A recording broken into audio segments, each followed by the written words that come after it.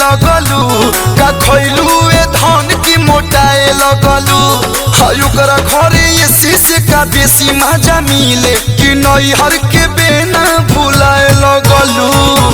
गुण कौन ज्यादा बदौना बताए यार दोना बताए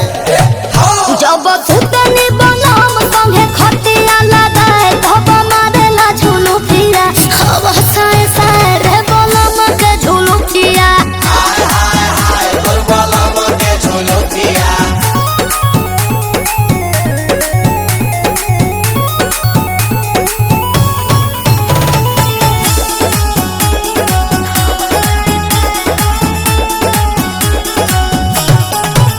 तोहर चल ढाल गइल बदल न केहू के भाव देबेलू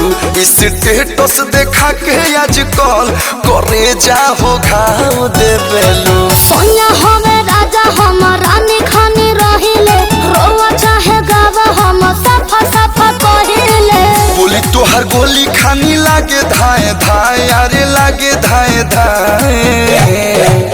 जब सुतनी बनम संगे खटिया लगाए धब मारेला झुलू फिया हवा साए साए रे बनम के झुलू फिया हाय हाय हाय तोर बलम के झुलू फिया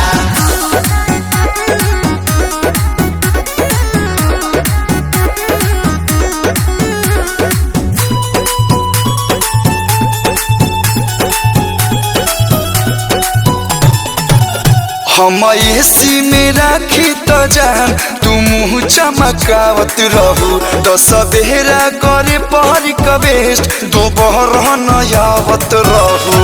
रोशन विश्वास हमरा कुछ के न गंगा कॉलेज से शादी करके मन बंग होगा ये जौन बोला तारू बात न सहाय हर बात न सहाय